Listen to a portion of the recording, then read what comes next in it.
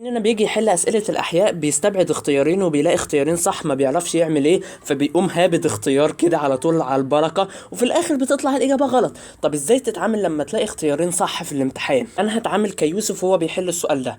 انا السؤال ده وانا بحله الصراحه انا استبعدت اتنين واتبقى لي اختيارين، كنت محتار بين الاتنين دول. انا هقول لك انا عملت ايه. كان اي حد في الدنيا عارف في الدنيا ان سرطان يعني خلايا عماله تنقسم بشكل كبير، فبالتالي الاجابه ب صح. تنتج اللوكيميا من فقد خلايا الدم البيضاء السيطره على انقسامها، يعني خلايا الدم البيضاء عماله تنقسم بشكل كبير، ما حدش يعترض على الاختيار ده. لما تنقسم بشكل كبير فبالتالي عددها هيزيد عن الطبيعي، ده منطقي، خلايا بتنقسم يعني عددها بيزيد. دي من ضمن الميكانيزمات اللي انا علمتها لك، انك لما تلاقي اختيارين نتيجه لبعض او نفس معنى بعض يطيروا بعض. يعني لما الخلايا تنقسم بشكل كبير فبالتالي عددها هيزيد، فالاختيار ألف والاختيار ب طيروا بعض، اتبقى لي الاختيار ج ودال، وانا الصراحه كنت محتار ما بينهم. بس من ضمن الميكانيزمات اللي انا قلت لك عليها، لما تلاقي اختيارين صح ارجع اقرا السؤال. ممكن انت ما خدتش بالك من كلمه في راس السؤال في اي ماده، لقيت اختيارين صح ارجع اقرا السؤال في كلمه انت ما خدتش بالك منها، لما تاخد بالك منها هتستبعد واحد فيهم.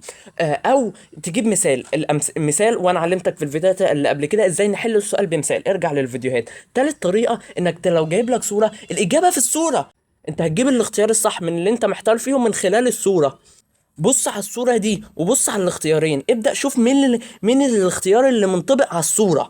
تعال نبص على الاختيار ج، عدد خلايا الدم البيضاء بيزيد عن الحمراء في حالة اللوكيميا. فين الصورة بتاع اللوكيميا اهي؟ تعال ما نعد البيضاء حوالي 11 ونعد الحمراء حوالي 30. ازاي؟ اتقي ربنا، يبقى الحمراء اكبر من البيضاء، يبقى ما ينفعش تقول لي البيضاء اكبر من الحمراء، يبقى الاختيار ج هو العبارة الغير صحيحة اللي انا عاوزها. بص انا جبت من الصورة، تفقد خلايا الدم البيضاء المسرطنة قدرتها على اداء وظيفتها، طبعا انها خلايا مسرطنة. بس الاجابة ج هي الصح حسب الصورة، انا بجاوب حسب الصورة. الإجابة ج هي أكيد هي الصح لأنها هي اللي منطبقة على الصورة، طالما جاب لك الصورة يبقى الإجابة في الصورة. حتى لو السؤال مش في المنهج، هل جاب لك في المنهج قصة سرطان وخلايا بتزيد وسرطان اللوكيميا والكلام ده كله؟ ما كانش في المنهج، انت بالصورة هتحل السؤال. عاوز اطبق كمان معاك بسؤال جه في دفعه المعذبون في الارض، دفعه 21، اول دفعه في نظام التابلت.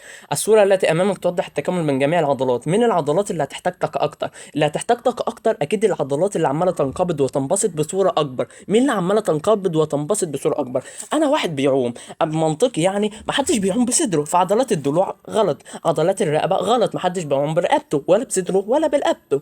يبقى الاجابه اتبقى لك الف وجيم. انا كنت محتار لا اجيب مثال لا ارجع اقرا السؤال، لا اما اخش على الصوره. لما اخش على الصوره الاقي مين اللي واضح فيها، القدمين ولا الذراعين؟ مين اللي بيتحرك قدامك في الصوره؟ انا ماليش دعوه انك بتعوم برجلك، انا مالي بيك، انا عاوز حسب الصوره.